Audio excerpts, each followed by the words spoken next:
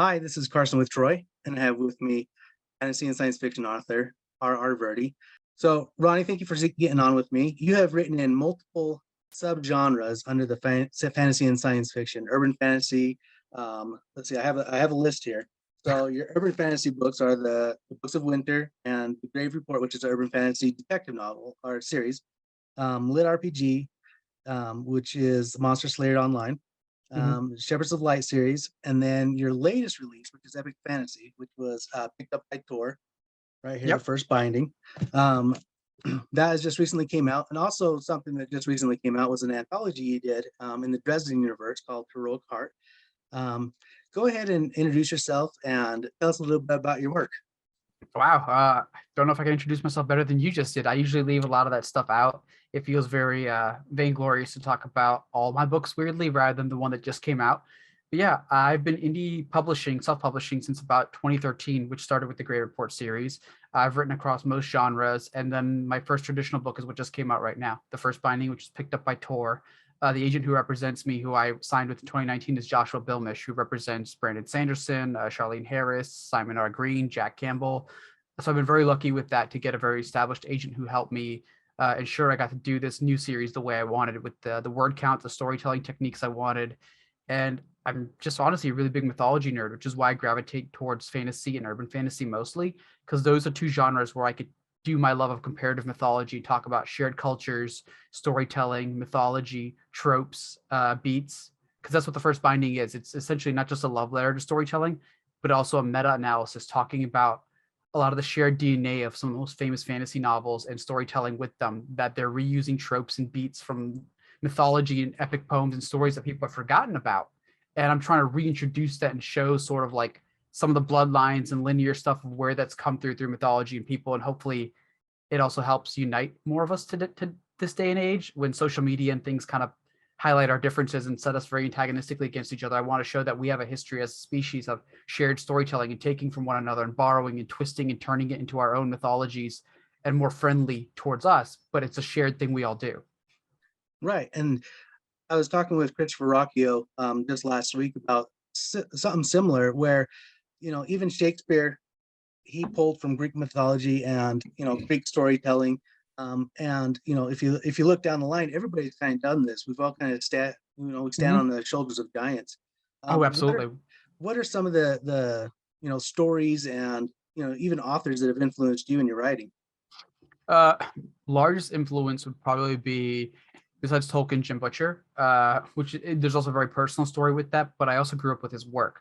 The Dresden Files came out when I believe I was still in elementary school. It was 2000 or 2001 when I would have been in fifth, sixth grade. So yeah, and I got introduced to it very fortunately early on in my life. And it was the first time I saw so many mythologies as the series progressed from different cultures being introduced in a modern setting, which was a great form of escapism to me, and to see just this blend and this guy taking from Shakespeare, like Midsummer Night's Dream with the fairy courts and stuff, and then different kinds of vampires from different cultures, and then re-evolving them. And it was this beautiful love letter to mythology to me, and it really inspired me with what could I do with urban fantasy and fantasy. And then as I grew older and obviously have more access to the internet, I was able to dig back into what did Tolkien really do for fantasy. And there's so much more that I think now he gets credit for that people didn't realize. It wasn't that he just birthed fantasy, it's that he created a new mythology for Europe that wasn't based so much on the Arthurian mythology that was dominating at the time. And he went back to Finnish and other Nordic mythologies and took inspirations from their folk tales and structures and wrote toward their love of like epic poetry and that style. And he created a new mythology that felt British and European because it sort of was, but it wasn't their England. And he created something new, this new secondary world. And I wanted to do that with Tales of Tremaine, which feels South Asian. And it takes inspirations from very South Asian mythologies and pieces and snippets, but it reimagines them in new ways, and it changes identities, and it's a new evolution for this secondary world. And in that, I realized this could be a love letter to so many cultures around the world, like cultures we know, because the story of South Asia is really the story of the Silk Road, because it's at the heart of it. And it's not inured from trade and different people and conversations. Everything passed through it. So it has, I mean, there's texts out there that support that there are Greek philosophers who went to South Asia to study philosophy and ended up living there and never realized through their lineage, like the Greek Empire had fallen apart. And there's like translations between Greek and Sanskrit texts there. They had trade obviously with China, people from Europe coming over. Like the end of the Silk Road is in Old Venezia, which is Venice. This is something that spanned the world, and there's a world of stories that pass through in there. So this was my way to go, like, how do I tell a secondary fantasy that's South Asian, but also shows other cultures in the world and the love letter and their storytelling techniques, which are all secretly seeded in through here, including nods to their mythologies that are redone. Yeah, that's amazing. And I love this new trend that's kind of happening. You know, when I was growing up in the 80s and 90s, it was all token based, like everything was Mhm. kind of token based. But in the last probably 12 years or so, it's kind of transitioning. We're getting, like you said, more cultures with fantasy themes. One of my favorite series, I don't know if you've ever heard of it, Bradley Beaulieu. I hope that's how you say his name. He wrote the first book is the 12 Kings of Shakarai, I think, and it's Egyptian based and Oh, that's it's cool. mythologies and stuff, and it's just an amazing series. And when I was growing up, I would have never seen anything like that. You know, publishers wouldn't have published it because that's not what was selling. Everybody like token and stuff like that. And seeing a transition, even interviewed JC Kong, and his is, you know, Asian based and stuff. So we're seeing more cultures. Uh let's see, even Davis Ashura is more Indian mythology based. And so we're seeing these conglomeration of cultures in fantasy, and I'm loving this shift. Um, you know, you, like I said, you've written in multiple subgenres. What have you found joyful writing in each one, and what have you found challenging writing in the different ones? With urban fantasy, I love that it still feels like an open playground to me, because while the genre has been done a lot, I think what appealed to me is when it first came out. Okay, Dresden Files did the wizard, and then Patricia Briggs comes out with the shapeshifter, and then someone does like a druid, and then someone does a warlock, and then there's not just the mythological prototypes of what your character can be, but how they reimagine myths. And I was like, well, I have a different background culturally. What myths can I slowly imagine in? And then what about my influences growing up? So one of the influences in the Grave Report are two things: the Quantum Leap show, as well as Yu Yu Hakusho, which was a Japanese anime and manga, and it translates kind of like into the Poltergeist story or the Poltergeist report. And I was like, well, it would be really cool to take the idea of quantum leap, but what would it look like as an urban fantasy? It wouldn't have a scientific reasoning; it'd have a spiritual one. So like, I get to make my main character a soul, and it felt super freeing and going like, well, I love mythology. How can I reinterpret it and add my spin to it? The challenging part was learning to do it in a way that felt familiar but also different, because by the time I had broken into urban fantasy, started publishing it, we'd already had some of the biggest names become established and do so much.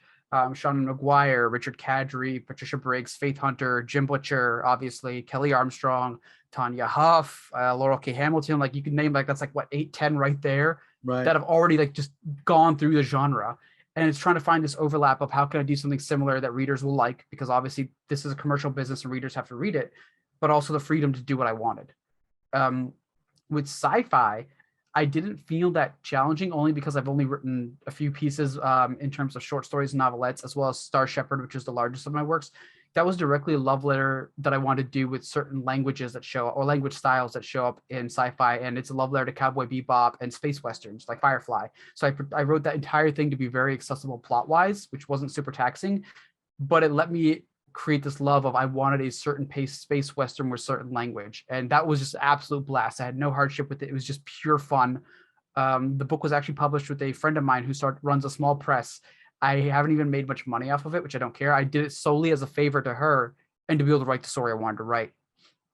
Lit RPG's challenge was, when I came into the genre, it was still pretty young, and there wasn't a lot of breadth for experimentation at the time in terms of what readers wanted. A lot of readers at the time, and this isn't a criticism, I understand it, and it's what makes genres popular and blow up so they can have a point of experimentation, but they wanted very more closer to noble, bright, escapist fantasy. And mine at the time was experimenting with some of my video game influences and loves, like the From Software Dark Souls franchises. So I wrote a very darker storyline that deals with trauma and PTSD and violence, and the way it was done was kind of jarring to the audience what they wanted. They wanted more Sword Art Online.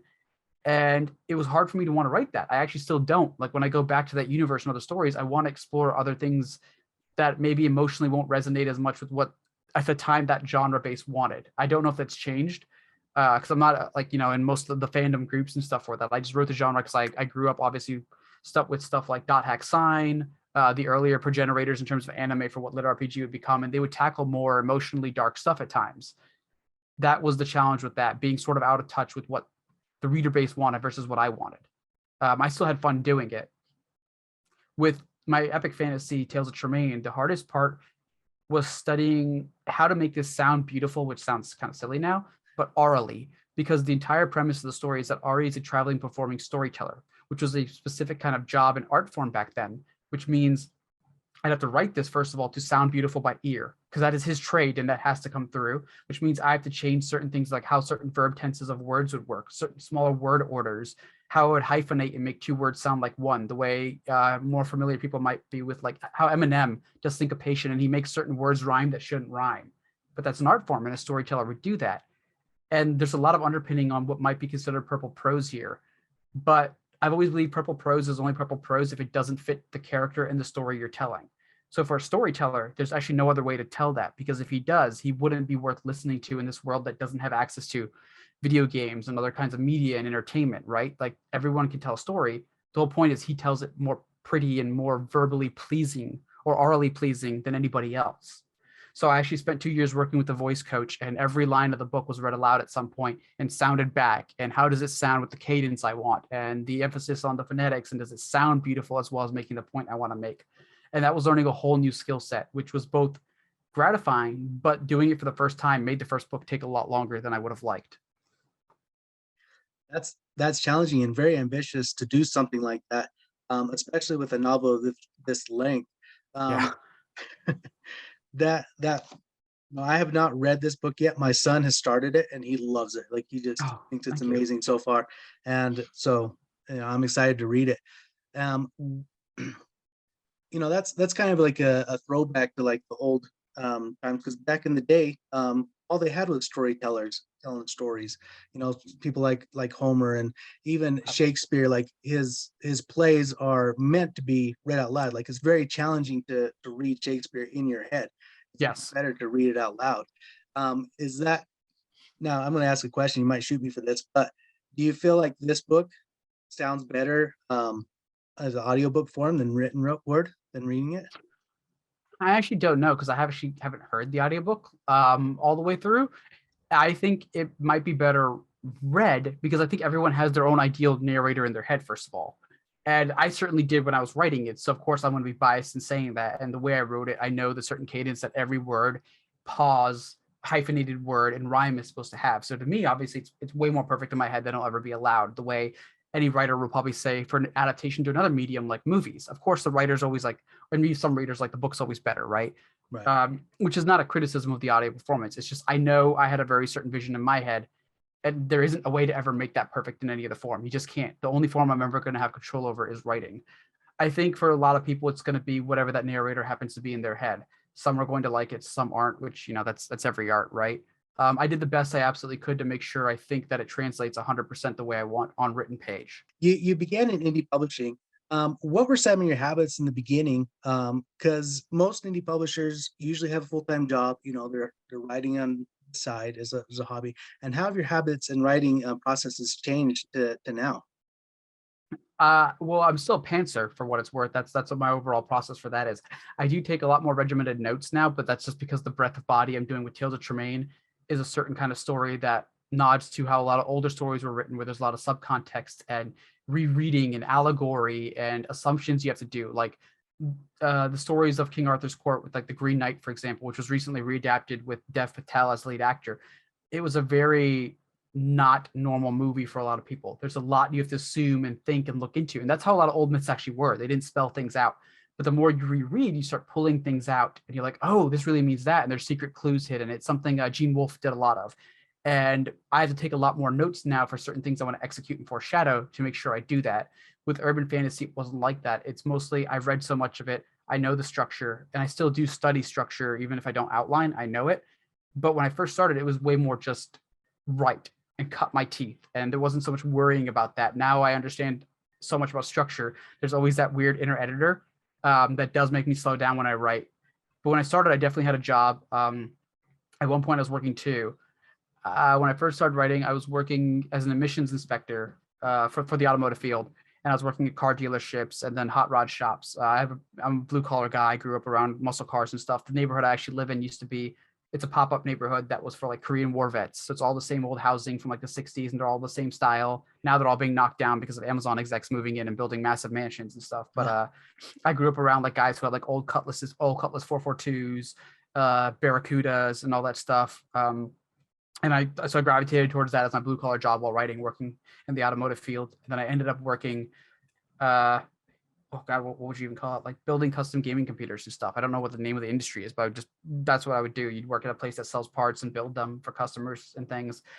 And then I left that job when Grave Measures had just come out, because I think this was right about when it got nominated for the Dragon Award. And when it did, the level of eyes on that indie series was so much that I was selling enough monthly to replace the income I was making there, which still wasn't a lot, but it was enough for me to get by on. And I was like, okay, from this point on, I will do whatever it takes to continue being a full-time author and just give myself to this. Now I have more time. I still write about the same amount of hours I do. And I try to spend more doing the other parts now, because there's so much business and industry stuff they don't tell you about as you grow up, in terms of emails, networking, business opportunities, learning other mediums. Something I've been studying a lot recently is comics, because there have been interested parties in me that. So I've been studying comic structure, even though I've read them all my life. I don't want to go in blind and just assumptive. Like I'm not sure there's a nice way to say it, so I'm gonna try to find it. A craft monkey. There we go. I care so much about the craft to the point of perfectionism, which can be detrimental.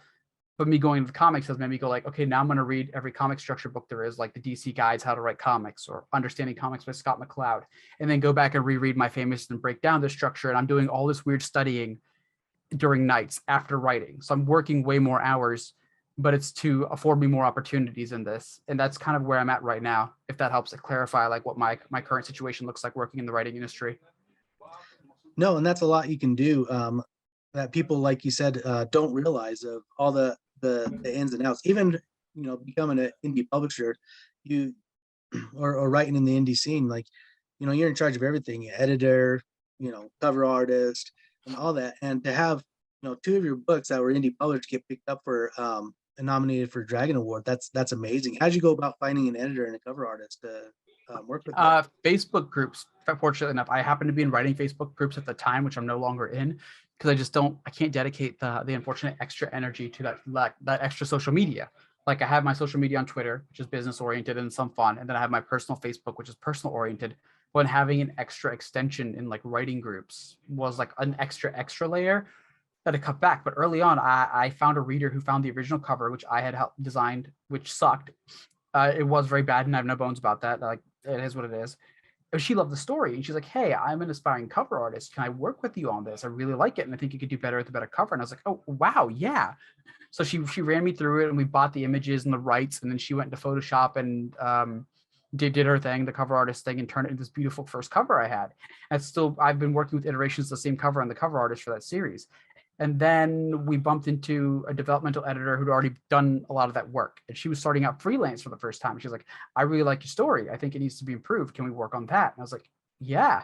And I'm just stuck with her too, because she's been honestly the greatest editor for that series. And she's been as hardcore dedicated to her editing skills across editing, developmentally, line and copy, and structurally for everything else she possibly can. And she runs a business now as that. And I've kept with her for that series. I got very fortunate, and I know that it shouldn't have worked out that way it did, and I've just kept loyal to those people because I've watched them improve the same way I'm trying to, and it's just been wonderfully beautiful. For a lot of other people, I'd still recommend that process though, because a lot of writing groups now become more codified, and they have industry tools, and they focus on these things, and they share resources like within them of documents of like your editors that X authors used, and they're open to submissions. Twitter's really good about that. And I think that's a really good resource for anyone who watches this, who's into indie publishing, knowing that there's entire groups and collectives now for cover artists and editors and marketing, as well as PAs, like personal assistants, to run all that for you. No, I like that. And you said you're very blessed, but at the same time, you're in a position to where you could find people like that. And that's one thing that, as authors, sometimes you think it's a lonely business, but if you realize the power of networking, you can find people who can do that stuff for Oh, you. absolutely. Yeah, this is not a solitary business in any regard. It comes off that way. I mean, like, yes, when we're writing, it's very solitary. And a lot of times, like any job, you're going to have emotional ups and downs and stress and drama. Those can isolate you and make it really hard, because not everyone's going to get writing drama if they're not in the industry. So building industry friends for that is good. But every process, whether it's been traditional or indie for me, has had a group of people who unfortunately get overlooked a lot of times or unseen, even when we talk about them or recommend them, because it's not at the end of the day where the attention and fame goes, right? It's usually the author who gets all of the credit or the fail, depending on how the product goes. I think traditional has some things to help with that, like there are awards or categories for an award for at least like best editor. But even that usually doesn't get known, unfortunately, to a lot of the readers, except for people in the industry. Like Right. other editors and publishers will see who won like this award for best editor, and writers will know, but it kind of still leaves them unsung. But every form of publishing is a collaborative effort. No, that's exactly right. And being able to put yourself out there, even if you struggle with that, that's a key to do that, to create a group around you that can provide the best quality product, including selling that product, whether that's marketing, somebody that's in your marketing, or learning, finding somebody that learns algorithms for Amazon or Facebook or whatever process you're doing. Now you decided to go traditionally published with the first binding. What was kind of the reasoning for that? I had a lot of surprises and more fortunate blessings, I suppose. So originally, when I was writing this, it was completely for me. I was thinking I'd serialize it on Patreon. There was always a structure. I just figured like, oh, because it's picaresque, and a Bildungsroman, which is like you're following a young man's story as he grows up and learns about the world, in the past story at least. And a picaresque it comes from the Spanish picario, which is like a rogue story. You're following kind of like a roguish character going through the world, making good and bad choices, trying to get by. And it's a very slice of life kind of story. I was like, because of that, it allows it to be serialized. I was like, who would want this? Like, I'll just write my South Asian fun adventure epic fantasy story the way I want and get to make it about theater and my love of storytelling and oral, beautiful sounding words and poetry, and hearken to all the epics I want to talk about. And I started writing it, and then people from Audible were like, this sounds really pretty. This is kind of interesting. Tantor was like, well, this would do probably really well in audio. And I'd already been at the Nebulas that year because I was up for Best Novelette for the award with the co-writer of mine, Yuthunjaya Wijeratne. We wrote a mecha South Asian fantasy story that was kind of like what we thought was wrong with Pacific Rim, and not in terms of hating it, but there were some things we felt weirded out about because it's an Asian story with like one Asian character, and we didn't feel a lot of mythology represented in that. And then we had an argument of like, well, if aliens attacked Earth, they wouldn't attack America first because they don't understand American superpower. Like they don't know which country's a superpower. They would only be able to really look at like maybe population density, and they go, well, like China and India have the largest amount of concentrated population in one area. That's where you'd attack first to do a first strike. So in our story, that's where they attack first. So India and China are the first ones to create a mechanized defense system. And our story followed that. And that brought us to the Nebulas, where I first bumped in with my agent, Joshua Bilmish. And he told me to submit the first binding. At the time, it just had the Tales of Tremaine series name. And he didn't get around to reading the sample at all for like the whole year. And I just been bumping into other people who were interested. And I was like, well, should I message Joshua back and find out what's going on? And then I bumped into a Tor editor, and I didn't know he was an editor at first. We were just talking with another friend of ours, and we just hit it off. We talked about all our love of Wheel of Time and mythology, comparative mythology, especially like that shows up like how many beats and structures and tropes are like the history of fantasy, and they show up everywhere. And I was like, yeah, and I'm actually writing a love letter to this, and I've got this cool project that tackles this. And he's like, oh, really? I was like, yeah. And he's like, you should send me that. I work at Tor. I'm an editor there. And I was like, yeah, okay, whatever. Like because I didn't see much South Asian fiction coming out, right? And this isn't to like criticize Tor. That wasn't the point. It's just like I don't see a lot of stories with people like me in them. So I was like, what are the odds, right? And I was like, cool. I sent it to them, and a month and a half later, I get an email back. He's like, hey, you didn't sell the audio rights to this to Audible like you were talking about, right? I was like, no, why? He's like, we need to have a call, but I'm busy till December. Hold on. Okay. First week of December comes by, and he does a call, and he's like, Tor wants to buy the series. And I was like, I'm sorry? He's like, yeah, Tor wants to buy the series. Who's your agent? And I was like, what? I don't have one. He's like, you should go get one. Like, I don't know who. He's like, Tor wants to buy a series. Go pick which agent you want. And I was like, okay, sure, because that's the thing. I hung up, and then I emailed Joshua, and I was like, hey, don't know if you remember me. Sent you this thing, never heard back. Tor wants to buy the series, and here's the editor. He said to go pick my agent. I need to know if you want to represent this or not. And Joshua got back, and he's like, yeah, I didn't really get to read this. I'm sorry. He went through it, and he's like, I really like this. I'm going to go talk to Tor, and let's get back to you. And this was right before Christmas holidays, so we couldn't do the deal then. But I got a letter of representation from Joshua like December 19th or something, like right before Christmas. Signed it, showed him a photo that at least it's signed, like, hey, and I faxed it back to him, and I'm like, I'm mailing the original copy back that he wanted. And then we announced that I was signed with him like in January, and a few months later, between the dickering of like agents and Tor with their lawyers and stuff, I got like the contract in the mail or email. It's like, you're good to go. And I was like, wow, okay. So I signed it, and then a few months later, the UK was like, we also want to buy this. The book wasn't even done; it was like mostly just sample, and they're like, we really like it, and they bought it, and it's just been like a roller coaster ever since. And then I haven't had time off because I was finishing book one, editing it, writing book two. I just got the edits back for that, so book two's technically done. I just need to edit it. I'm starting book three early next year after I turn in the final draft of this, and then I'm writing Graves 4 and short stories and novellas and other stuff. Oh You're a man, busy man. yeah. When I I, say it out loud, yeah, geez. I feel even more blessed that you took, this little block of time out for me. So thank you so No, much no. for being Thank you with for me. having me. But there again shows being in the, being open and out there and meeting people and, talking and making connections is key. I'd Like like to think so, but I don't want to put it all on me because I got lucky too. I think that's something people overlook, right? It sucks, but luck is part of this. And it can lead, there's a lot of great authors there who won't get that shot. It has nothing to do with their quality or anything. It's just they weren't there at the right place at the right time. And that's unfair. But sometimes there's a lot of this stuff on social media where they might get lambasted some way where it's like it's their fault or it's the industry's fault. And I'm like, no, it's just luck and it sucks that's the thing, but it is. A lot of people have gotten luckier breaks than me, and you just can't do anything about it. You have to keep going. right. And that's key. I like what you said. Like you just have to keep going. Like, you know, if the breaks never happen, the one thing that I like in the last, 12 years or so is indie publishing and being able to, if you hadn't been able to pick up your book or if Tor hadn't picked up your book, you could have put that out there and still had people find that and enjoy it.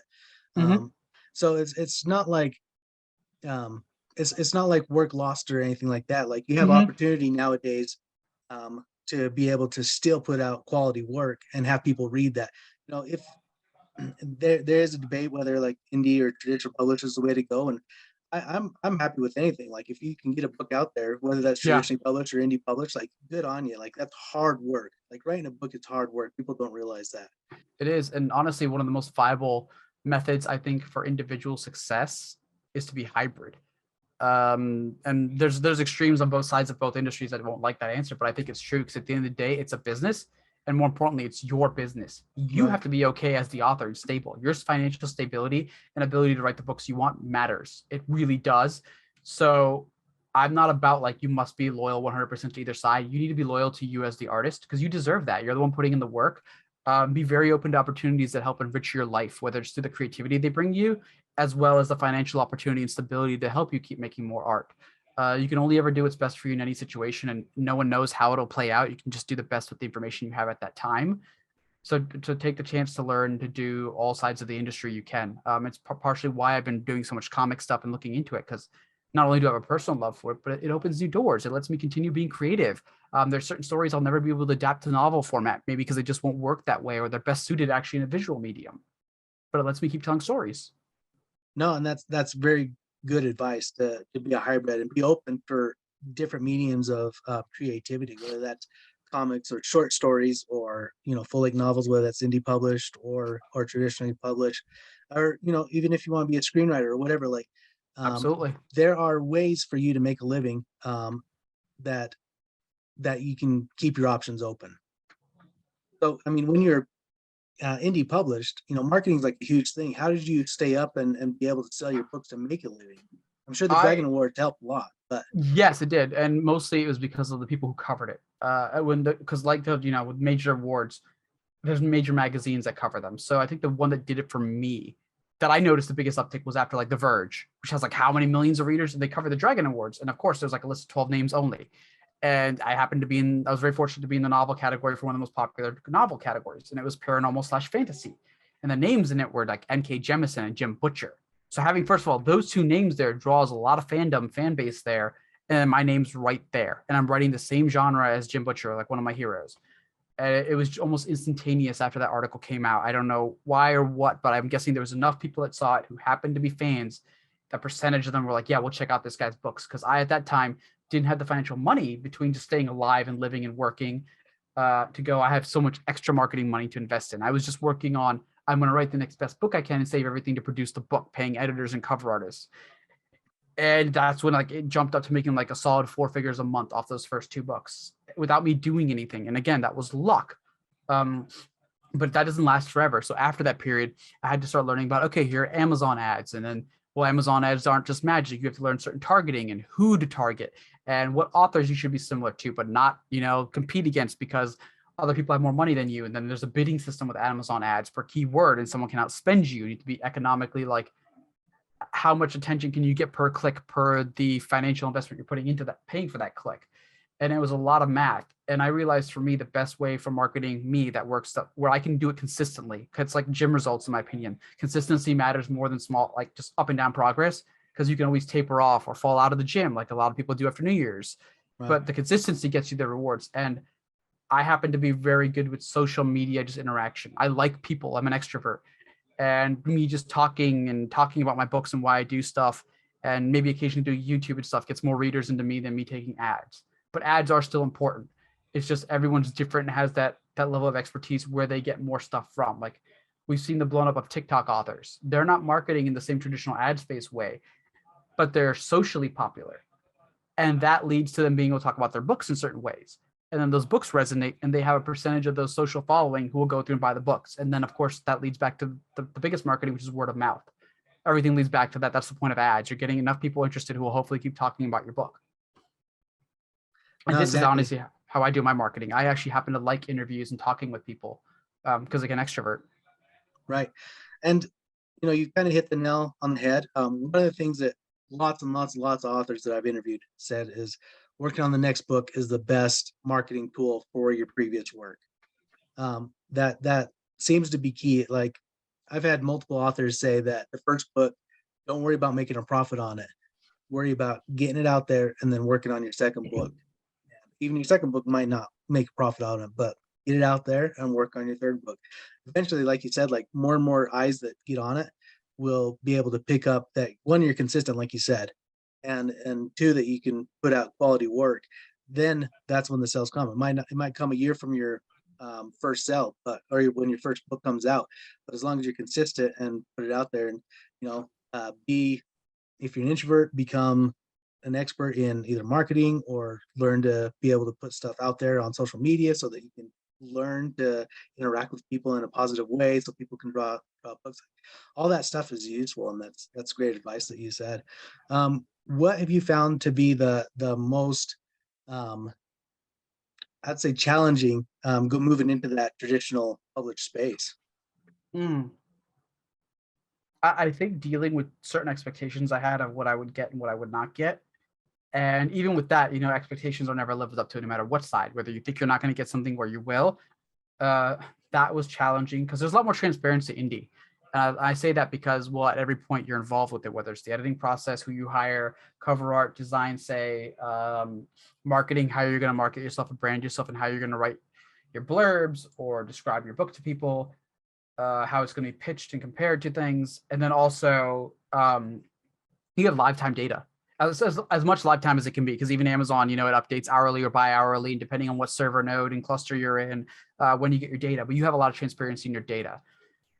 Traditional, there's not a lot of that. And there's also different limitations, right? Like technically, as an indie, if I want, I can write a 1 million word standalone book. You can argue about the commercial viability of it, the structure of it, whatever, but I'm allowed to do it. And I might not be able to get it printed, but most indies, no matter how big they are, rarely ever sell tons of print copies. It is a very ebook audio market, and there's no limitation. Traditional, you do have those limitations, especially right now with a paper trade war crisis going on, because like 80% of our paper, I believe, comes from China. And COVID obviously shut things down. I don't know what the paper situation is, but I know publishing has been paying a lot for printing right now. It's just been an issue. Print timelines, print copy production, sizes of books, quality of paper. And I'm happy to be writing very big books. Not a lot of people are even getting the leeway to write a book the size I am. But even then, like I have a limit where maybe 10 years ago, you could get away publishing a 520,000 word book for like 1 or 2 authors. That's no longer like viable traditionally, unless you're Brandon. And of course it's justifiable because like the dude deserves it. He's killing it with sales. Like no one's going to tell him not to. He's making everybody money that is helping the industry. Like people need his money, which is fantastic. Like and authors like that success in sales allow publishers to buy smaller new authors. That might be a risk, because I remember seeing this publishing breakdown once.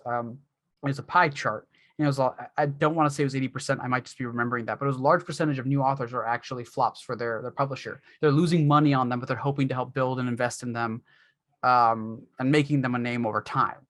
And it's a very small percentage, it's like the 1% elites who make so much money in excess that money is what's funding all those risks. That the publishers can go like, well, because we're making so much money off him, we can give this person a 5,000, 20,000, and a few people a $50,000 advance per book, to get them out there and see what happens. At the same time, it is kind of weirdly like throwing darts at a dartboard blindfolded, because if the industry knew exactly what would be a bestseller, there'd never be a flop, right? Right. But it doesn't. But that's been the challenge for me, is reconciling all that and understanding that I might want to write a 450,000 word book because of the style of this particular story for this series. But they might say, well, it has to be 400,000. We don't care how big the book is. We have a limit and we must meet that regardless of the quality. And that can be hard for an author to hear, maybe, if that's what it comes down to, because then it's not even your story's fault. It's that it's just can't print it. Don't care how Right. good it is. It could be perfect. It could be editorially perfect, but they're like, money. Yeah. And it makes sense. But indie, you could just go, well, I need to write this for me and I'm going to do it that way. Exactly.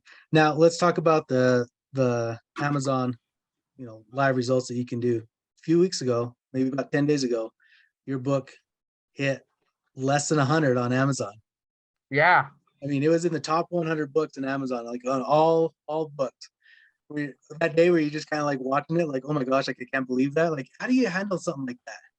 I was trying not to, because I hadn't gotten my edits back from book 2 yet. I knew they were coming, and I was actually working on some comic stuff, studying. I was working on the short story for Tales of Tremaine, which is going into an animal rescue anthology pretty soon. And I'm almost done with that short story. And I was like, I should just keep busy with work. But then later on, by the day when it broke top 100, somebody tagged me on my personal Facebook like, hey, dude, your book just broke top 100. And then I went to check, like, wait, what? And then it was like, oh, yeah, it's also #1 in epic fantasy right now, in epic adventure fantasy. And I was like, okay. I was like, okay, that's cool. I'll take a screenshot, post on Twitter. I'm very happy. Now I know if I look at this too much, I will get stuck in that trap. It's like, I need to finish, because also that Sunday when it happened that night was the next episode of House of the Dragon. And obviously I'm a huge, fan of George R. R. Martin's work. And it's like, I want to be able to watch that and not still be working. And then the night got closer and closer and on. And they're like, dude, you're still moving up in the top 100. Like, you're number 83 now. You're number 78. You're number 73. And I was like, what? And I went there, and someone sent me a screenshot of your book just overtook Fire and Blood. And I'm like, the episode comes out in an hour. And I was like, I can't look at this because this is going to mess me up. But like, I have to screenshot and save that, because holy crap, I can't believe that just happened. And I'm so grateful to everybody like you and everybody who's been supporting, because a lot of readers who liked the book retweeted and shared about the sale on Twitter. A lot of big reviewers were supportive and shared about it. I was very fortunate to have authors share and support that made that happen. And I know it made my editor super happy. Because every editor has like a love story with why they pick up the books they do. And this has obviously been really great and helpful for him, because this is a book he took a risk on. He invested in, he pitched it to tour. And so far it's just been doing fantastic. Like, its launch week numbers were really good, and it's been performing really steadily, which I know is a plus, because even if a book launches really high, sometimes it can dip, but publishing really likes stability.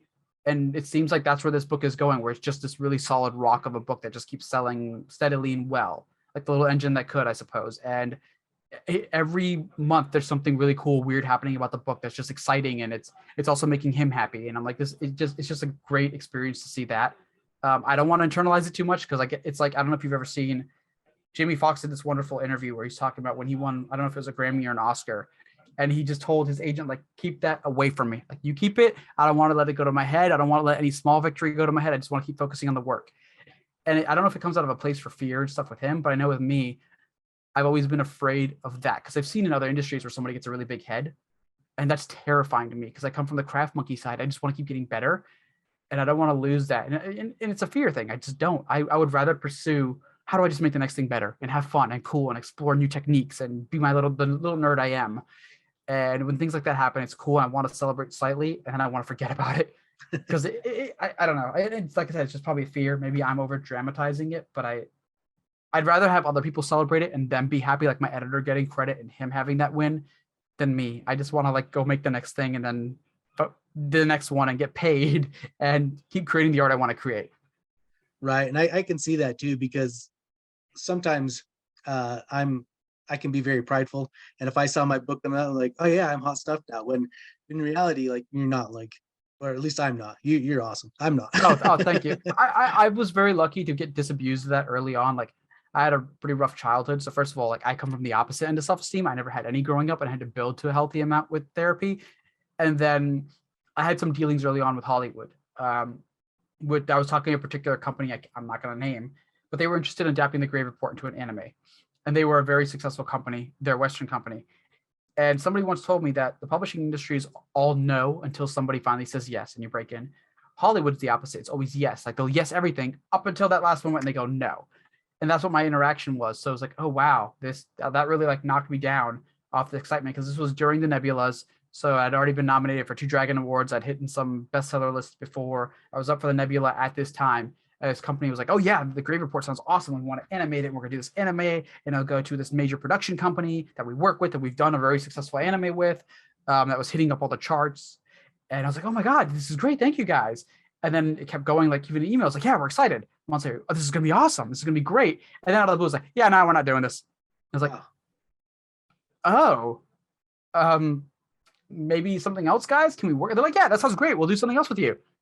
And then it was crickets. And I was like, I'm not gonna let the expanded parts of this industry like get to me anymore like that with hype and stuff, because how do I phrase this like politely, man? Because I do mean it in that. Well, I don't mean it in a negative way. It's just there's so much you can't control, right? This is the entertainment industry too. At the end of the day, even being a writer, it's affiliated nowadays with Hollywood. There's so much overlap with books that get popular instantly getting optioned for a movie. Doesn't mean you'll get one, but there's such a tie-in, and it just adds more, spokes and wheels and the cogs and all that shit turning, or crap turning. Sorry, and it makes it hard because there's more pieces that come in, which means more distance, more places you're removed from, which means less control.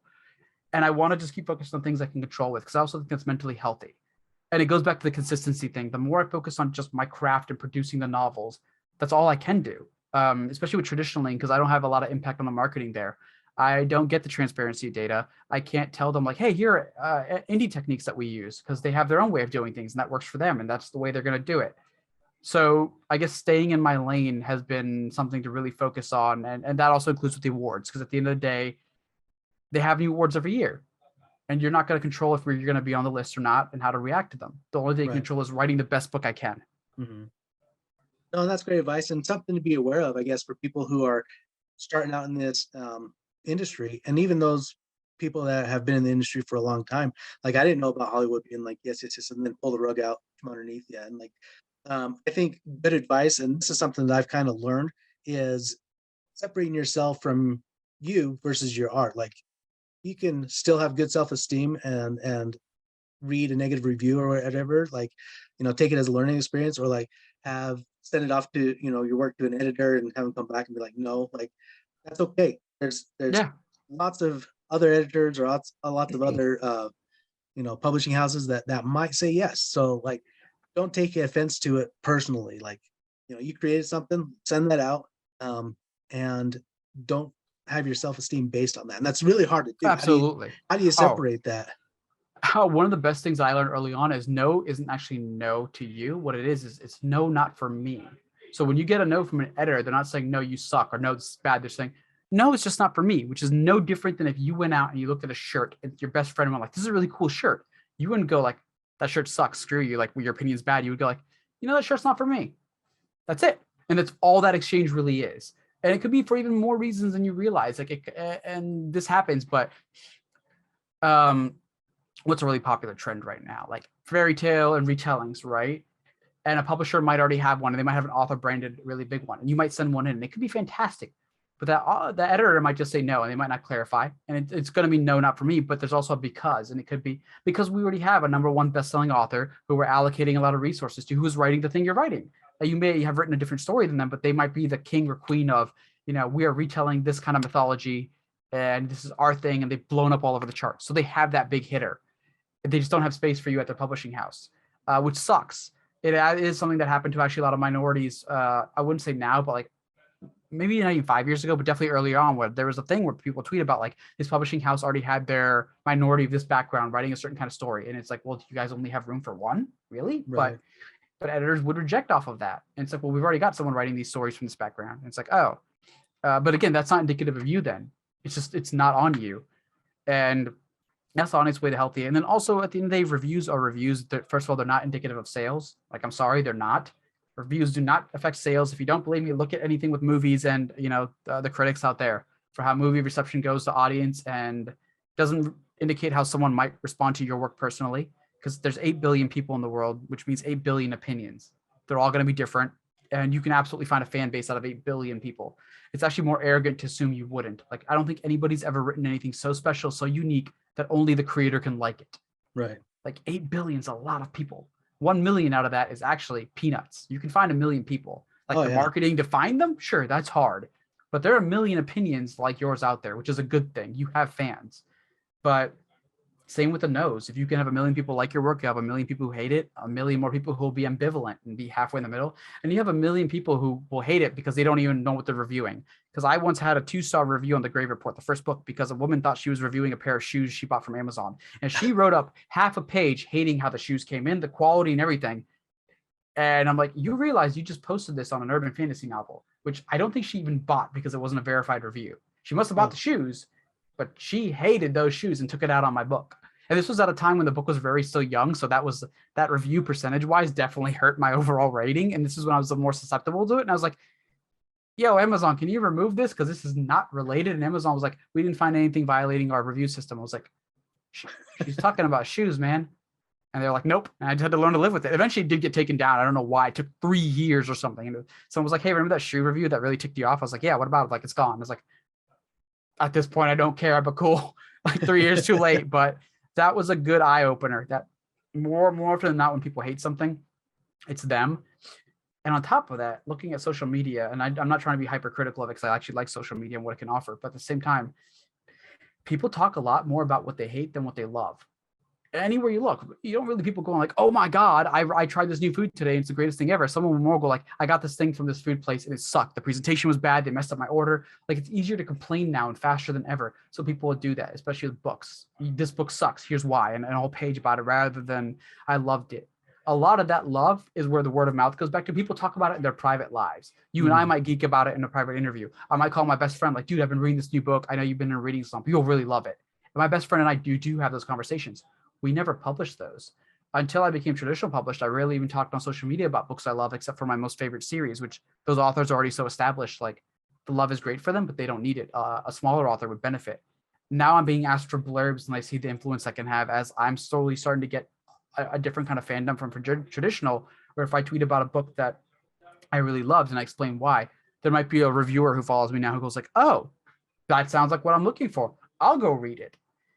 And I've been learning how, I guess, not just to be grateful for what people like you do in reviewing and interviewing authors and helping spread that word, but the larger reviewer community. Because I was actually ignored by a lot of that as an indie, which happens, unfortunately, because we don't have the same spotlight and power that traditional does.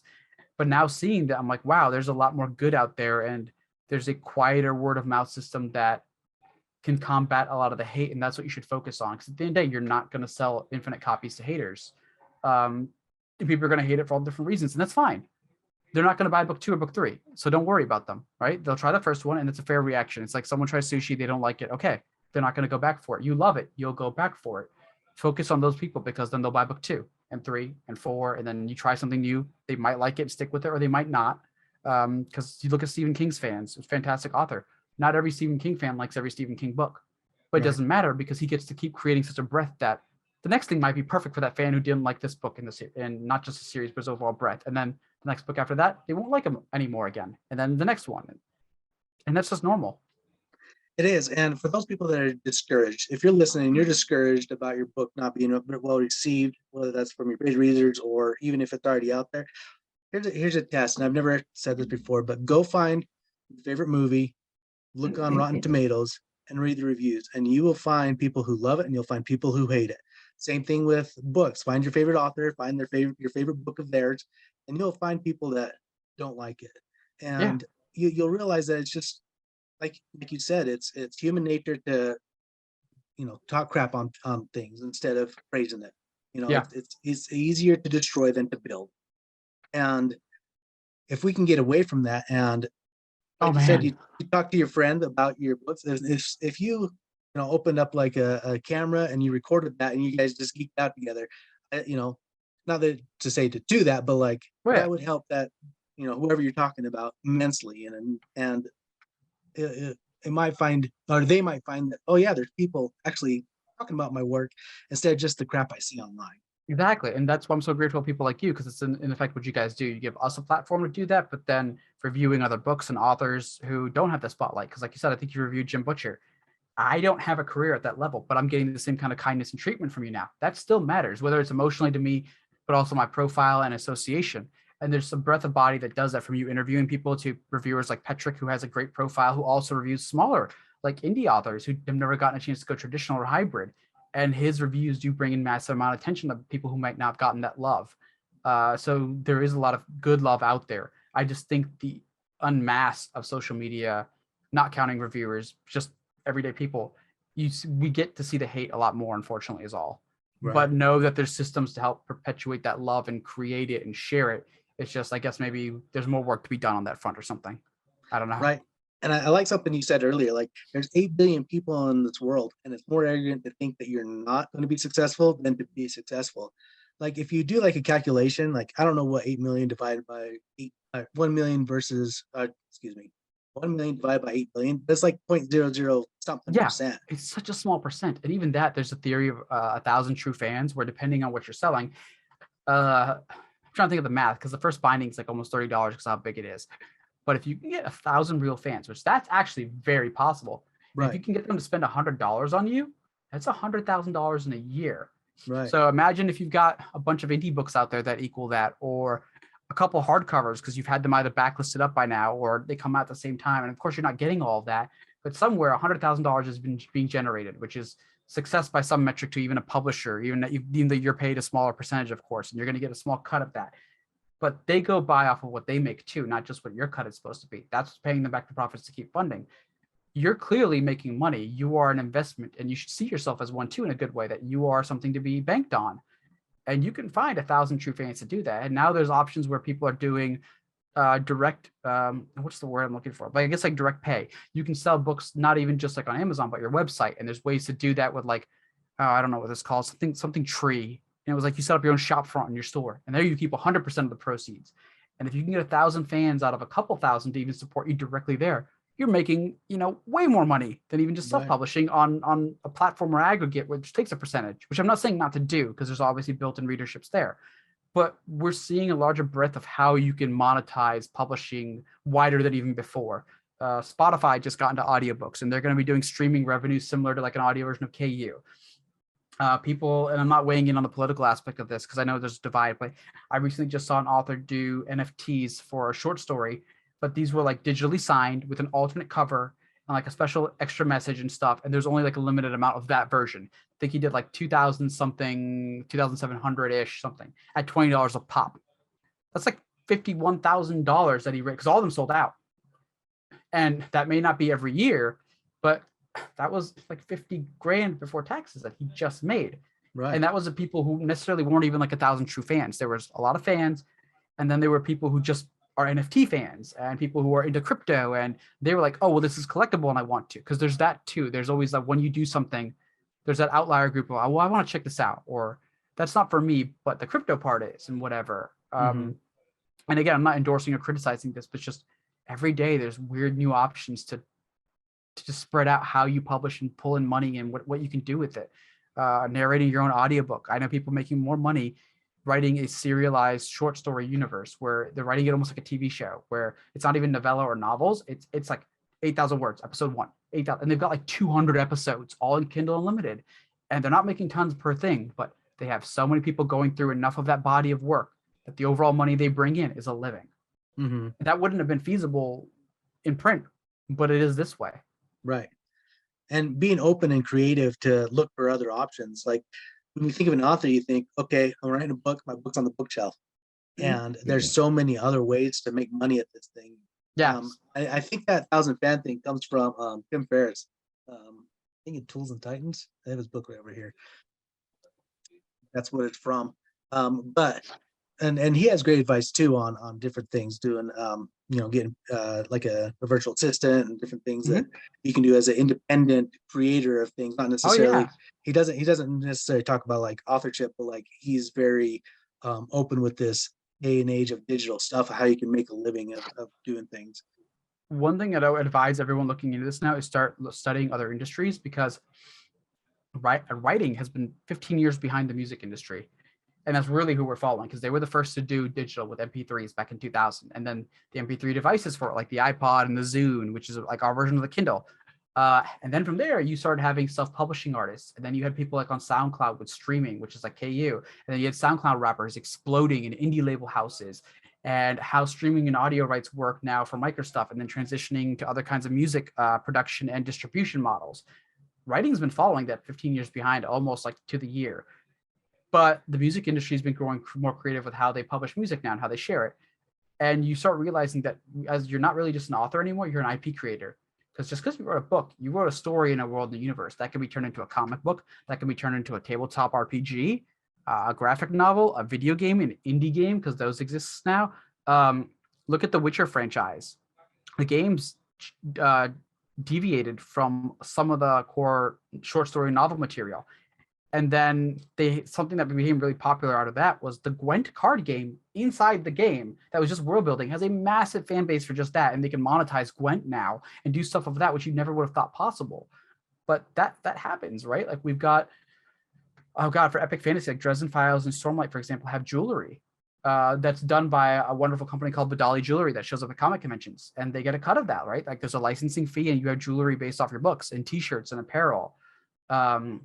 I think Stormlight had a video game inspired by it. I don't know how much Brandon got paid for that, but there was a game that came out a year or two ago, and you can look it up. Oh man, it was, and it has like power armor, like fantasy power armor, like the way Stormlight does. It's just not called that because it's not actually directly Way of Kings, but it is inspired by that. And I don't know if he was consulted or paid a fee, but his universe spawned something, like someone was inspired by that. And there's no saying he can't directly go do that. I mean, we see him doing his Kickstarters, which is wonderful. There's way too many things you can do this day and age. Like and then now people have access to 3D printing. I know someone who just for fun is 3D printing his own characters out, but I'm like, that's not that far step from you running your own tabletop RPG modules. And then that's not that far from you writing a rule book, which gets published, which means people can start buying and playing and making a tabletop. And it doesn't mean it's always going to work out, but now the options are there. Exactly. Now, I don't know if you know who Chris Fox is or not, but that's what he did. Like he released Shattered Gods last August, I think. Not this last one, but like last year. But like he created an RPG as a tie-in with it, and so like that's something that he's done. And I know Brandon Sanderson early on. I think when the launchers came out, but like Badali came to him and he was selling jewelry like almost at the very beginning. He started that relationship, and he was one of the early adopters. Like he started selling T-shirts and different things like of his character. Like you said, like you're not creating a story, you're creating an IP, and how can you monetize all of that? Absolutely is great.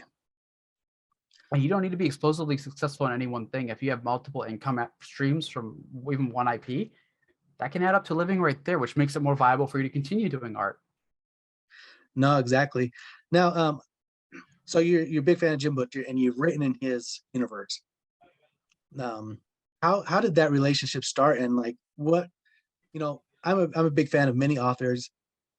I can imagine what kind of feeling that would be if somebody approached me and be like, "Hey, do you want to write in this anthology?" Like, how did that relationship start, and like, wow. So technically, my story with him begins when Ghost Story came out, which I think was 2011. This was summer, and he was doing a book tour for it. And I was in a really low, bad place in my life. I deal with depression, with suicidal ideation, and I was close to taking my life that night. But I saw he was coming, and I was like, well, maybe the one good thing I'll get to do in my life before I do this is talk to him and meet my hero and get a book signed. And I went, and at first I almost walked away from the signing because when I went there, the signing was already out of the bookstore. Like we're talking, it's out and out of the mall. Like it was out onto the street. And I was like, I'm not getting in. I walked away for half an hour. I went to go talk, and my sisters were with me. Like, you should just go. It's like, all right, I'm probably not going to get in. They'll cap it, but sure. And I went in, I waited in line, and I got in. Went through the whole thing of the 2 hours of him talking, answering Q&As, reading snippets of Ghost Story, and we all go up to do our signings. And I was talking, he was doing the wonderful author thing that everyone does, like, hey, how are you doing? How are you? Making nice talk. And I don't know why, but I kind of broke down and told him where I was at really. And he stops and he gives me this really motivational speech about how nobody can write my story but me, that I choose how it ends and when it ends. And if I choose to end it, then I've already set that course and I'll never know what else I could have done. But if I choose to go on, who knows? One day I might be where he's at, signing books in a Barnes and Noble. I might be in an anthology with him. I might be up for an award with him. I might be on a bestseller chart next to him. I might be paneling with him. And I don't know why, but I took that to heart. So I didn't go through with what I was going to do that night. And this was before I even published Great Beginnings. And I went on and I kept publishing. Okay, 2016, before Grave Measures came out, but it was done. It was in the editing process, ready to be released. I was at a seminar where I bumped into him, and I didn't expect him to remember who I was. And we talked and we bumped into each other. And I was walking out of with copies of Great Beginnings just to give out to other authors and people at the seminar. Just like, so I was like, this is who I am. This is like my business card. And someone was like, hey, you're a Jim Butcher fan, right? And I was like, yeah, what about it? And they're like, you should give him a copy. And I hear, yeah, you should give me a copy. And I was like, what? I turn around, he's like right there at a table, like drinks people. And I was like, I can do that. And I give him one. And he's like, did you sign it? And I was like, no. He's like, that's not cool, man. Sign it. And I was like, yeah, sure. Okay, too, Jim Butcher. What the hell? I gave it to him, and then we took a photo. He was super nice for it. I was like, cool, that's our interaction. And then Grave Measures came out like a little bit short after time at the seminar. 4 months later, the Dragon Awards come out, and I'm nominated up for the Dragon Award with Jim Butcher in the same category, like he said I could be one day. And that really stuck to heart. And I kept writing and showing up at conventions, and then Dangerous Ways was up the next year. And I bumped into Jim at Dragon Con, and we sat down at a table, and it was like really weird. And we were just talking, and he was super cool and super nice. And the next year he sends me a friend request, and we just start talking, and I'm freaking out because I'm still fanboy.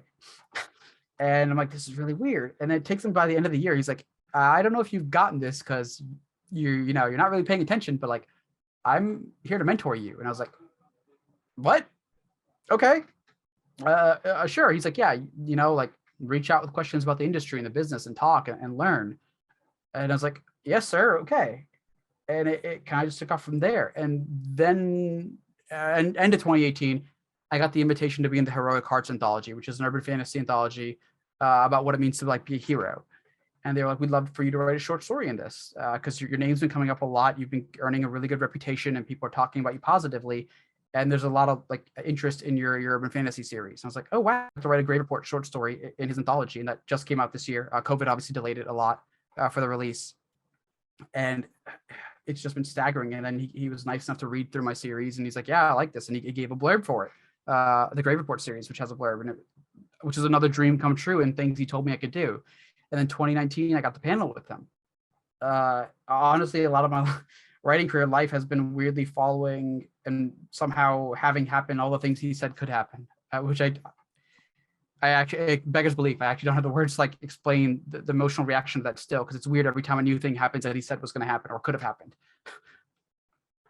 That's an amazing story, and I'm glad that he was there that night to help you through that. That's absolutely. I'm not gonna lie. I've clung to those words ridiculously a lot. That's why Tales of Tremaine is dedicated to them. When I was first conceptualizing the series and was talking about it, I'm like, I don't think anyone's going to care about this fantasy storytelling series that's also a love letter to the history of storytelling. Because I was like, I'm going to nerd in this. It's going to be a lot of secret nods to comparative mythology and where we get structures and beats from, and a lot of famous myths being retold that I don't think people realize are older than their favorite fantasy novels. Like they come from thousands of years ago and they've been retold and retold and retold and reskinned and retold over and over, down to where like the most popular fantasy novels are really just taking from those same beats. And it's okay, because that's what we do as a not just today, but that's the love humanity has had for storytelling. We've taken our favorite stories and just like, oh, I want to do my version of it, because that's what we do. And I'm actually just doing a whole nod to that and the idea of the hero's journey and the hero of a thousand faces. Like this whole thing is a commentary on that, but how it also unites us as people. And when I first talked about this, I didn't think anyone would be interested in it. I made a Facebook post, and one of the first people was Jim, who came on it, and he was like, don't worry about that. He's like, do you like the idea? If you do, write the hell out of it. Do the absolute best version you can. The industry will figure out how to market it. I guarantee you it will sell. People will like it. There's going to be a lot out of your control, but you have to do the best version of you can. And don't worry about the other stuff. It'll find its home, especially if you write the crap out of it. Just your best job. It's like, all right. And I did. And it wasn't even finished when editors and stuff were falling in love with just the sample. They're like, we'll buy the whole series off the sample. And I was like, wow, okay. And he was the one who told me to write the project. I didn't think it'd go off. I hadn't even started when I first just talked about that. I had like an opening line and a concept and something that was honestly a different book. And then it spun into this. That's amazing. So for anybody that wants to begin the journey as a writer, do you have any advice for them? Yeah, you already have great taste because you already know what you like to read. Trust that and just keep trying to write what you want to love, because a lot of that of you not liking your earlier work is because you have good taste. It doesn't mean your work's bad. It's just not where you want it to be because you've read so much other stuff you love. But that means you know where you want to go and where you want to hit. And as long as you have that, you'll eventually get there, because the rest is just practice and time. And it's like gym time. If you put in the time consistently, eventually you will make progress and you'll keep making progress. You're going to keep moving the bar, which that sucks, but that's also a good thing because it means you've gotten to where the last bar was. So keep that whole perspective that this is just, honestly, it sucks to say, but it's a time game. The more time you put in, the further you will go. And it's going to take more time to keep going further, but that time goes away anyway. We're all living on borrowed time, right? It's going to pass. If this is what you want to do, start doing it. Don't worry about how good you are, because good is also an accumulated skill. You'll get good. You will get better. Right. That's great advice. Ronnie, go ahead and tell people how they can get a hold of you. First binding's out now. Go pick it up. Go pick us back. Log up as well. Go ahead and tell anybody, where they can reach out to you. If you're going to any conventions anytime soon, within the next year or so. I will be at World Fantasy Con in New Orleans, first week of November, November 3rd to the 6th, where I think there's a public signing they do there. Please just look it up. Look up World Fantasy Convention 2022. So if any First Binding fans are around there, I will be there, and they've got a signing thing there. I'm going to try to stop at Tubby and Coos. I need to reach out to them, but they're a local bookseller who's been really kind and supportive of me in New Orleans, and I'd like to sign some copies for them. Best places to reach me, honestly, tag me on Twitter. I am very active on Twitter. I genuinely like the interactions I've been fortunate to have there. Facebook at /RR Virdi. I have a author page there. I do respond to DMs whenever I can. I have a small fan group that is really tiny and niche and core. I don't post there a lot, but I will interact with people there. It's just the RR Virdi fan group that people started for me and then foisted on me. I'm not good at management, but they were like, "Yeah, this is your fan group. You should manage it." It's like, but okay. I suck at this for sure. All right. I'll just post and talk. And I'm going to try to get a Discord active. I'm not the biggest Discord user in terms of like managing groups. I'm better about just for private talks on Discord, but I'm going to try to get better there. But Twitter, 100%, I'm super active. That's probably the best place to contact me, and I'll respond if I can. Perfect. Thank you so much again for getting on with me. I enjoyed talking with you. Thank you, man. Likewise. It's been great being here. Thank you. Thank you for listening to the Troy Podcast. Please subscribe, like, and share with your friends.